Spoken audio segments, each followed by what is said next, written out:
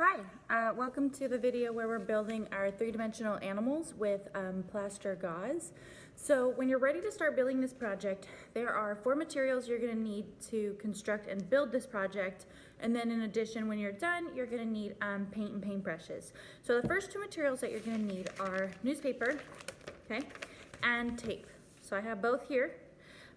The second 2 is once we have our shape built and constructed, we're going to need the actual plaster gauze, which is this sheet of gauze that's entwined with plaster. And you're going to need a little, I have a yogurt cup, but you're going to need a little cup of water to activate the plaster. But we'll get there in due time once our project's built. So you have the role of choosing any animal you want. You can choose a real animal, a mythical animal, a half animal. It could be half spider, half giraffe. It's up to you.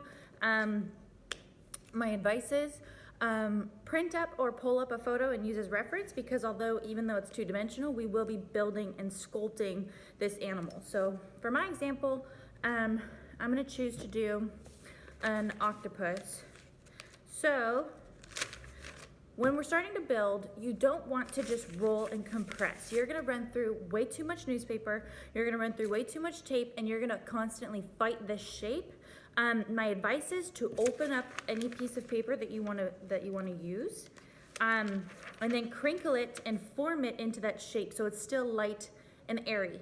So right now I'm gonna build the head of my octopus, which is usually like an elongated shape. So I'm crinkling.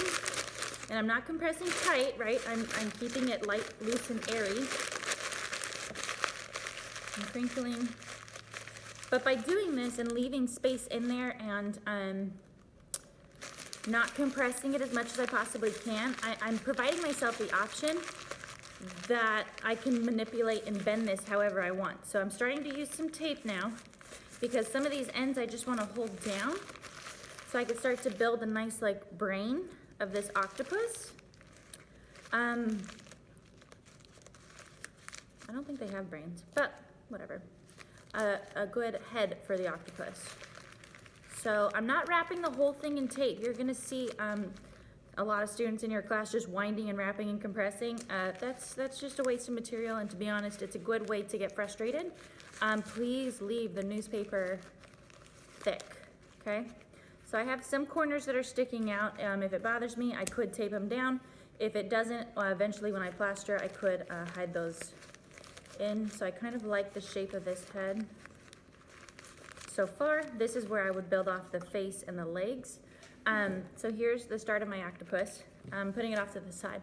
I would like to remind you and inform you, yes, when the plaster does get hard, it will dry like a cast, as if you broke your arm. That being said, your animal does need to be able to stand on its own.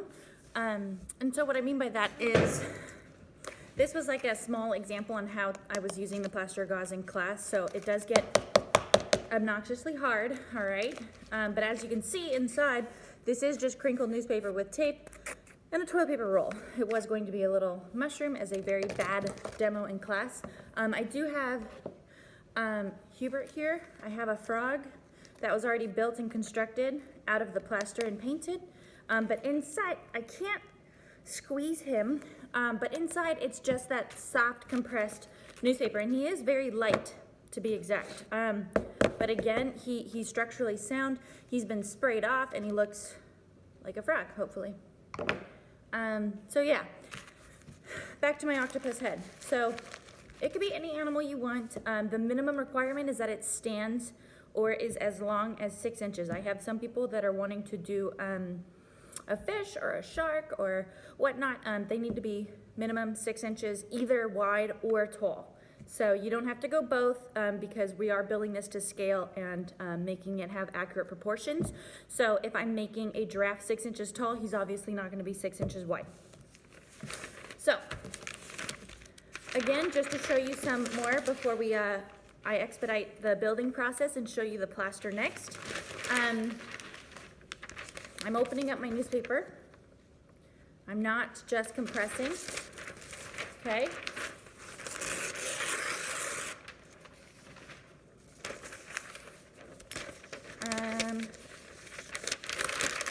And because an octopus's tentacles are three-dimensional, they're round, I'm gonna kind of use a twisting method. And then I'm gonna use tape to compress this leg out. So hopefully I could bend and twist it however I'd like. And then I'm gonna use the tape to hold it, not only in place, but to hold the bends and the curls in which I'd like to encompass. So I am gonna be getting a toilet paper roll and standing up my octopus. And then I'm gonna be building off of his face and having his arms crawl around and move everywhere. So,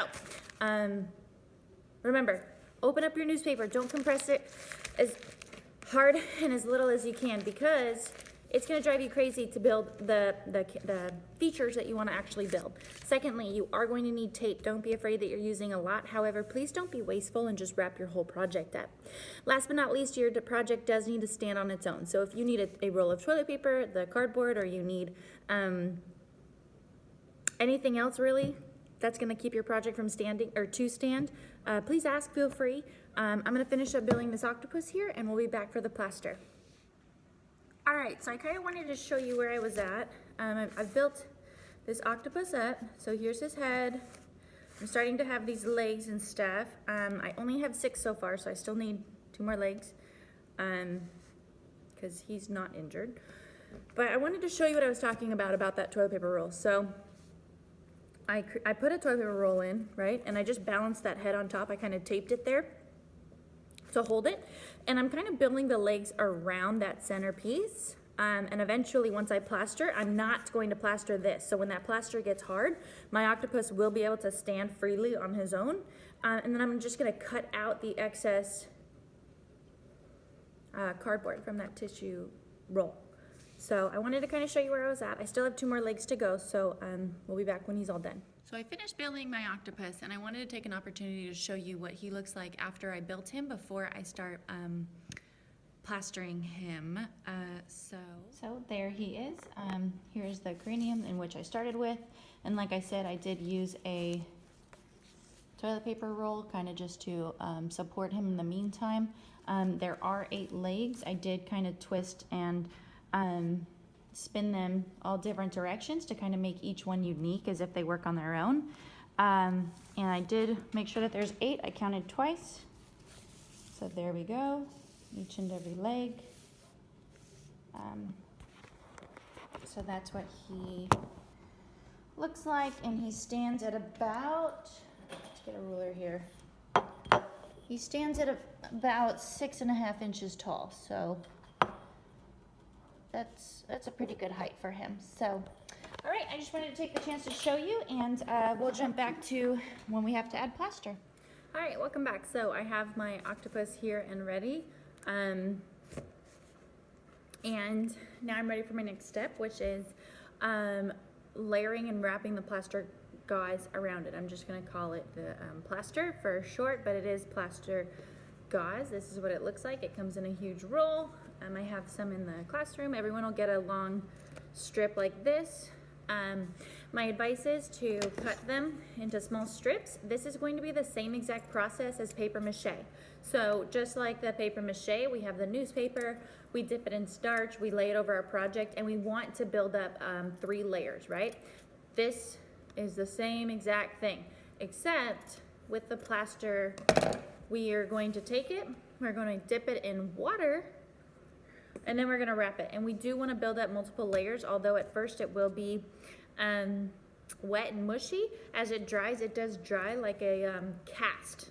All right, so it gets pretty rough. So each one of you is going to receive a long strip. My advice is to come in and cut them all up into small bands so you have some ready and accessible, and then get yourself a cup of water. So I'm going to tilt this down if I can so you can see. Good, okay. So I have my strips, many strips, to be honest, double.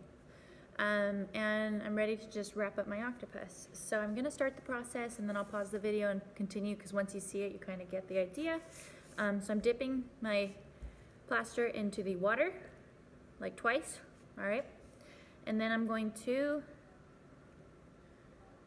wrap him up. And again, you do wanna overlap the gauze, the plaster, because it kind of acts with itself, so they kind of act together, and I kind of like to rub that plaster out and make sure that it's going to stay where I've left it. And again, this thing is going to dry in about maybe 20 minutes. It'll already start to get firm, and then in about an hour, honestly, it'll be about bone dry. It'll be ready to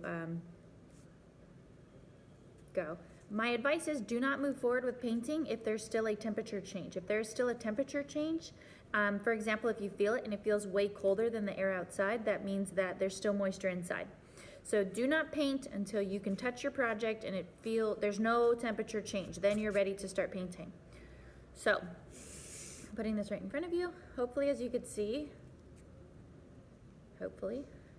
I'm overlapping the plaster in which I just laid down with the new piece of plaster, and I'm wrapping it up and I'm massaging it down. The reason is I want to make sure that this octopus comes out pretty smooth.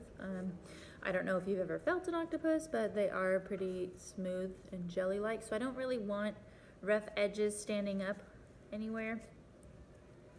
So I'm gonna take my time and massage him down. So again, this process is super duper easy, especially for an Art 2 class. I'd say the hardest part of this is building the structure and making sure that it looks like the animal you're trying to make, especially if it's mythical. It's hard to make a dragon look exactly like a dragon when dragons don't exist. Bearded dragon. Okay, so I'm gonna continue wrapping my octopus, and I'll be back when he's all done. All right, so I'm wrapping him up. All right, welcome back. I am officially done plastering my octopus. So there he is, all legs stand on its own, everything's dried up. As a reminder, you do not want to move forward onto painting until you do not feel a temperature change on your plaster, period, anywhere. The reason is if it feels cool or really cold, that means that there's still moisture trapped inside, and we want to wait. Other than that, once there is no temperature change, you know that your project is dry and you can move forward with painting. So I have a couple colors that are pre-mixed here, underneath, on top of. So I'm gonna paint this guy and we'll be back. All right, so after we paint our project and he's completely dry, we want to spray him down with a low odor gloss, semi-gloss, to make him look nice and finished. If you do not want him sprayed down, please let me know, as I'm probably gonna spray it unless you tell me otherwise. So we have my sample project here done. And here he is, and although he looks wet, he actually isn't. It's just the gloss of where he's been sprayed down, and every part of him has been sprayed and painted and completed, and so there he is, all nice and done.